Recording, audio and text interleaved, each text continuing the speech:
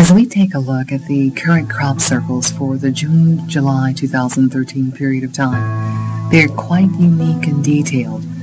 They are not just for our own beauty to look at their wonderful intricacies. They are actually pictographic, detailed information for us about the impending events on the planet. This sequence, as you'll see, is actually depicting our own version of Einstein's theory of relativity, including the wormhole and gravitational webbing that we always see. And they've done it in two-dimensional style. And they show us through the opening that is that wormhole in that two-dimensional level as we hit that unique alignment. Now, it's interesting because everybody wants to attribute it to sacred geometry and Fibonacci sequences, but everything on the planet, in fact, throughout the cosmos, is part of those sequences, Fibonacci sequences and sacred geometry. So here, what we see is what our depiction of is Earth going through the wormhole, which is this galactic center that we always talk about. And we see this in the crop circle showing that as we get through the alignment of the sun, in the center circle, Nibiru, or the brown dwarf star, or planet X, and then the inner circle, the Earth herself, as she pummels through, and those perhaps would represent moons or a time frame for us coming soon, that we will be entering that galactic center. And we know that when we go through that particular center, it has its own field or its own rules as well, and that time bends or time is fractured at that point as she touches and enters that arena. Now, as we go on, we see another crop circle, and this is a two-dimensional again of concentric circles. But as we see them, they're not equal in distance apart.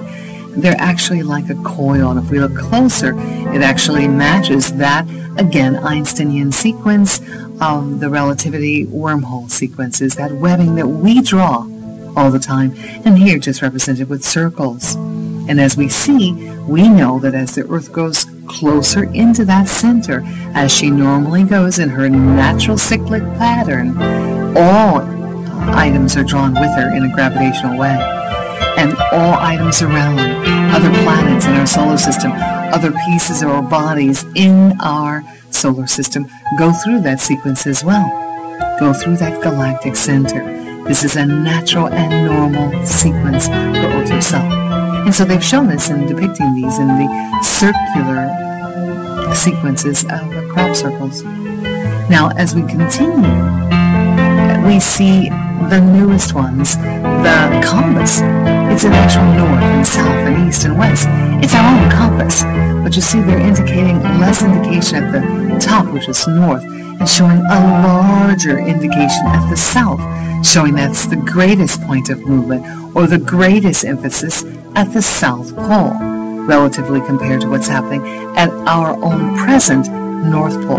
We will see a greater change at our southernmost regions. And literally what we'll see is this change or flipping that I've talked about before in previous videos, that literally we will see the Earth change on her axis yet once again.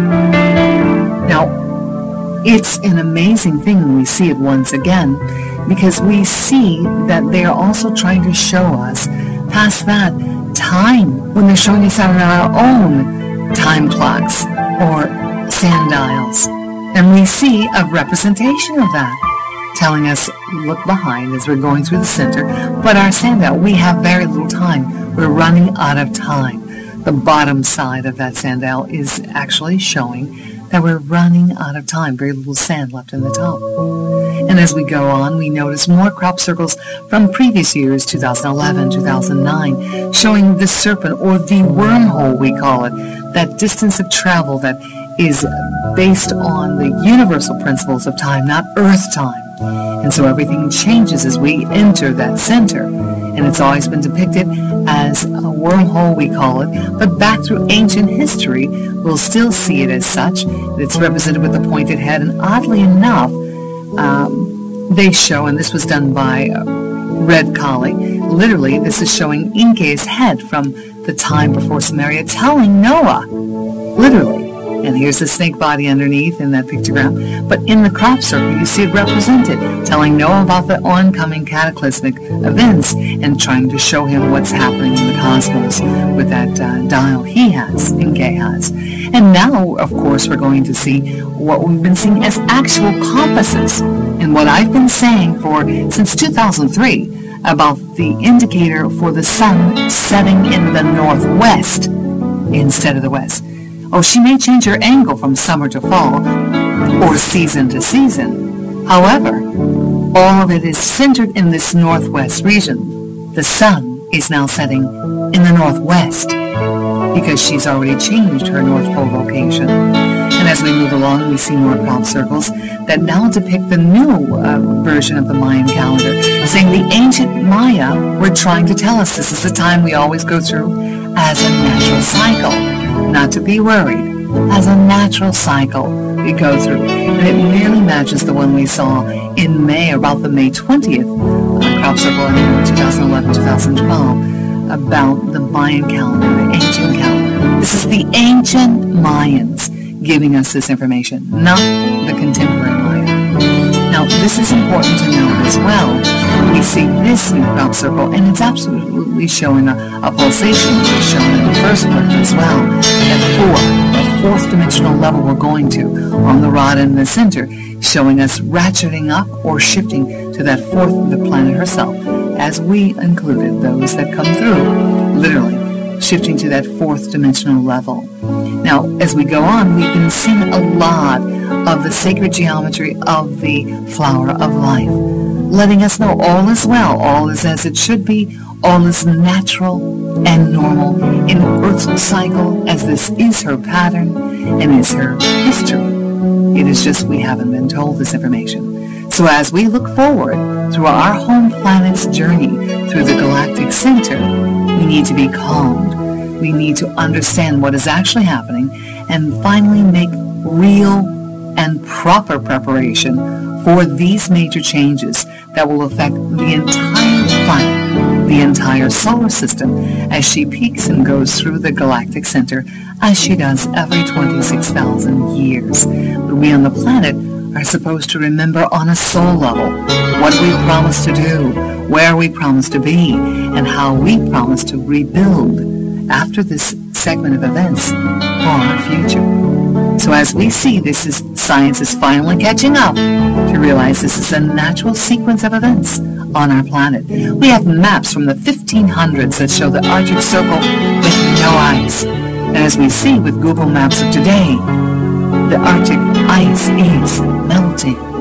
So it's important to note, you must realize and understand, Edgar Casey talked about the present pole star or Polaris, that the future pole star would be Vega, and the prior pole star during the Age of Egypt was Tuban. So it's a very important point to note. This has happened many, many times on the Earth, and our brethren, or brothers and sisters throughout the universe, are trying to help us to make proper preparation for our everyday carry, what we use personally, what we need to evacuate, how we need to prepare our homes in a way, and long-term, and that means new structures in new placements for them to last through this major change hitting our planet, so we don't end up in worse situations than these destructions that we've been seeing exponentially advance on our planet in the last few months, last few weeks, that continue to be on the rise. We need to make strong, firm plans past what our governments are showing or sharing with us. You need to visit, if you are interested, to onlyonePlan.com or inthesecretgarden.com for more information. And please listen to my radio show, Beyond the Here and Now, at indie100.com worldwide.